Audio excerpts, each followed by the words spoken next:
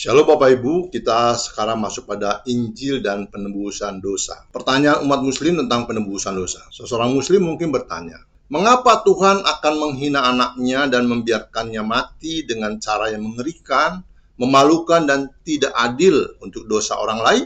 Nah, jawaban terhadap pertanyaan ini dapat ditemukan dalam Yesaya 53 ayat 1-12 yang merupakan nubuat tentang Yesus. Dalam nubuat tersebut, Yesus memikul kelemahan kita, disalibkan, menanggung kejahatan dan dosa kita, serta akan bangkit dan memerintah dalam kehidupan kekal. Ini merupakan inti dari kabar baik atau Injil dalam ajaran Kristus. Yang kedua, pemahaman kesamaan pandangan antara Kristen dan Islam tentang Injil. Baik Kristen maupun Islam sepakat bahwa Yesus menyampaikan Injil. Namun pandangan Al-Quran tentang Injil mencakup beberapa hal berikut. Injil diturunkan sebagai petunjuk bagi umat manusia. Injil mengandung hukum diet baru. Yesus mengkonfirmasikan Taurat yang ada pada zaman itu seperti yang kita miliki sekarang. Yesus memerintahkan umat Yahudi untuk takut kepada Tuhan dan taat kepadanya. Pada zaman Muhammad, orang Kristen harus memutuskan perkaranya berdasarkan Injil. Namun, meskipun Al-Quran menyebut Injil, tidak ada penjelasan yang jelas mengenai isi Injil tersebut. Ketiga, Injil satu pesan atau 4 kitab. Dalam teologi Islam, terdapat kebingungan terkait Injil. Al-Quran menggunakan kata Injil dalam bentuk tunggal, yang menyeratkan bahwa Injil adalah sebuah kitab. Beberapa muslim berpendapat bahwa 4 Injil adalah penyimpangan dari kitab asli Yesus. Penjelasan tentang Injil dalam Al-Quran bisa merujuk pada pesan Yesus atau pesan yang disampaikan oleh murid-muridnya. Hal ini juga bisa merujuk pada keempat kitab Injil dalam Perjanjian Baru, Matius, Markus, Lukas, dan Yohanes. Apa itu Injil? Makna Injil adalah kabar baik atau berita sukacita.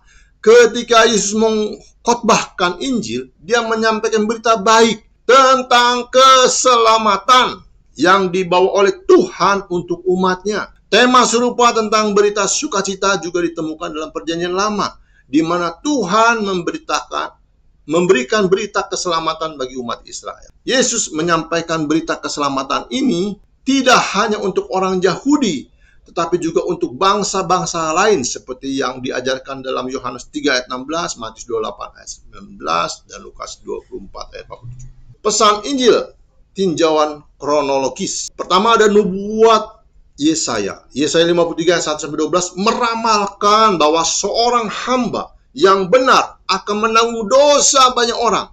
Dan setelah penderitaannya, dia akan hidup kembali. Lalu ada penggenapan nubuat.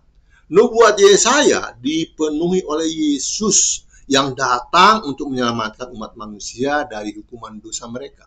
Lalu ada pengajaran Yesus tentang Injil. Yesus mengajarkan bahwa bagi dia datang untuk memberikan hidupnya sebagai tebusan bagi banyak orang. Ini adalah inti dari pesan Injil. Lalu ada pemberitaan Injil oleh para rasul. Setelah kebangkitan Yesus, para rasul melanjutkan untuk memberitakan Injil yang sama, yaitu keselamatan dari dosa dan pemulihan hubungan pribadi dengan Tuhan. Pertanyaan Islam tentang Injil. Seseorang Islam mungkin juga bertanya, jika Tuhan adil, bukankah saya, bukan orang lain yang harus dihukum atas dosa saya sendiri? Ini adalah pertanyaan yang adil dan masuk akal. Mengapa Tuhan membiarkan seseorang yang tak bersalah dan benar, Yesus, menanggung dosa orang lain, menderita salib yang menyakitkan dan mati, sementara orang yang bersalah dibebaskan dari dosa mereka? Nah, kita akan belajar definisi keselamatan dalam Islam dan perbedaan dengan Kristen. Keselamatan dalam Islam membutuhkan keyakinan kepada Allah, pertobatan dari kejahatan, dan penerimaan terhadap kenabian Muhammad dan perbuatan baik. Konsep keselamatan dalam Islam berbeda dengan Kristen, terutama dalam hal definisi prinsip-prinsip dasar. Kita melihat persyaratan keselamatan dalam Islam. Pertama, keyakinan kepada Allah. Keyakinan ini menjadi dasar keselamatan dalam Islam. Kedua, pertobatan dari perbuatan jahat. Penting untuk memohon ampunan dan melakukan perubahan. Yang ketiga, penerimaan terhadap kenabian Muhammad. Menerima Muhammad sebagai utusan Allah. Dan keempat, perbuatan baik. Harus melebihi perbuatan buruk kecuali dengan rahmat Allah. Ayat-ayat Al-Quran terkait keselamatan. Surah Maryam atau surat 19 ayat 59-60. Mereka yang bertobat, beriman, dan beramal baik akan masuk surga. Lalu surat Araf surat 7 ayat 8 dan 9. Penilaian amal akan dilakukan pada hari kiamat. Mereka yang amal baiknya lebih banyak akan sukses, sementara yang lebih banyak amalnya buruk akan rugi. Lalu ada 5 rukun Islam dan hubungannya dengan keselamatan. 5 rukun Islam mengajarkan iman dan amal sebagai bagian dari keselamatan. Meskipun seorang muslim dapat bertobat dan beriman, tidak ada jaminan keselamatan tanpa perbuatan baik yang lebih banyak. Namun ada ketidakpastian dalam keselamatan Islam. Rasa takut terhadap kehilangan keselamatan sangat umum di kalangan muslim. Nabi Muhammad pun berdoa untuk ampunan lebih dari 70 kali sehari. Ketidaktahuan terhadap jaminan keselamatan. Tidak ada keyakinan pasti bagi seorang muslim mengenai keselamatan mereka kecuali dengan rahmat Allah. Pandangan dalam pedoman perjalanan seorang muslim. Iman kepada hari kiamat, kebangkitan orang mati, perhitungan amal, dan pengambilan keputusan antara surga atau neraka berdasarkan amal perbuatan, termasuk dalam keyakinan dasar Islam. Perbedaan signifikan antara teologi Islam dan Kristen. Sifat alami manusia dalam Islam. Islam mengajarkan bahwa manusia memiliki kebebasan untuk memilih antara perbuatan baik dan buruk, meskipun cenderung berdosa. Kristen mengajarkan alam manusia yang jatuh. Berdasarkan dosa Adam, manusia cenderung berdosa. Motif dibalik perbuatan baik. Menurut Islam, perbuatan baik dilakukan untuk menutupi dosa dan mencapai keselamatan. Sedangkan menurut Kristen, perbuatan baik dilakukan sebagai hasil dari keselamatan yang sudah diterima dan perubahan batin. Jadi perbedaannya Bapak Ibu, Kristen itu dia pasti selamat karena Yesus sudah menebus dosa dia. Maka perbuatan baik adalah rasa terima kasih dia kepada Yesus yang sudah menyelamatkan diri. Ya, sementara kalau Islam berbuat baik supaya selamat, gitu ya. Perbedaan pandangan tentang keselamatan. Kristen, keselamatan dimulai dengan iman kepada Yesus Kristus yang membawa kelahiran baru secara rohani, yang mendorong perbuatan baik. Sementara Islam, keselamatan tergantung pada amal baik yang melebihi amal buruk serta rahmat Allah. Keadilan Allah dalam kedua agama. Dalam Islam dan Kristen, Allah dianggap adil. Namun Kristen mengajarkan bahwa Allah memberikan jalan melalui Yesus untuk menyelamatkan umat manusia meskipun mereka tidak dapat memenuhi standar keadilan Allah dengan usaha mereka sendiri. Pengorbanan dalam Kristen sebagai jalan keselamatan.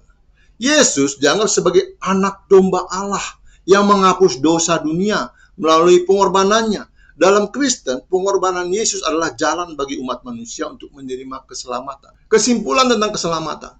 Keselamatan dalam Islam sangat sulit dicapai karena perbuatan baik harus melebihi perbuatan buruk. Sementara dalam kekristenan, keselamatan datang melalui iman kepada Yesus yang mengubah hati dan mendorong perbuatan baik sebagai tanda perubahan batin. Keselamatan dalam Islam, seorang Muslim mungkin bertanya, mengapa saya tidak bisa hanya beriman kepada Allah dan pesan Muhammad, taat kepada keduanya dan melakukan perbuatan baik untuk mendapatkan tempat saya di surga? Sebagai jawaban, mari kita bahas terlebih dahulu dasar-dasar keselamatan dalam Islam yang berbeda dengan konsep keselamatan dalam Kristen. Dalam Islam, keselamatan memerlukan iman kepada Allah, pertobatan dari kejahatan, penerimaan terhadap kenabian Muhammad, dan perbuatan baik yang harus lebih banyak daripada perbuatan buruk. Hanya dengan rahmat Allah seorang bisa bertahan untuk mendapatkan keselamatan. Al-Quran menyatakan bahwa mereka yang bertobat, beriman dan beramal saleh akan masuk surga. Surah Maryam 19:18. Namun tidak ada keyakinan pasti bagi muslim tentang keselamatan mereka kecuali dengan rahmat Allah. Penghakiman terakhir akan menentukan siapa yang masuk surga atau neraka, yang tergantung pada amal perbuatan. Dalam Reliance of Traveler, judul asli dalam bahasa Arab, ya, yang merupakan manual klasik hukum suci Islam, ditegaskan bahwa keselamatan bergantung pada amal perbuatan yang baik lebih banyak, ya, daripada perbuatan buruk, serta rahmat Allah yang menentukan nasib akhir seseorang. Catatan, Reliance of Traveler adalah sebuah kitab hukum Islam atau klasik yang ditulis oleh seorang ulama besar bernama Ahmad ibn Najib al-Misri pada abad ke-14. Kitab ini merupakan panduan hukum syariat Islam yang mencakup berbagai aspek kehidupan, termasuk ibadah, pernikahan, hukum pidana, dan lainnya. Di dalam buku ini dijelaskan tata cara menjalankan hukum Islam secara rinci, serta termasuk beberapa hal tentang keyakinan dan pengamalan serta ajaran Islam. Reliance of Traveler sering digunakan sebagai referensi dalam pembelajaran fikih, terutama di kalangan para ahli hukum. Namun kita perhatikan, kapan itu dibuat? Pada abad ke-14. Demikian, salam.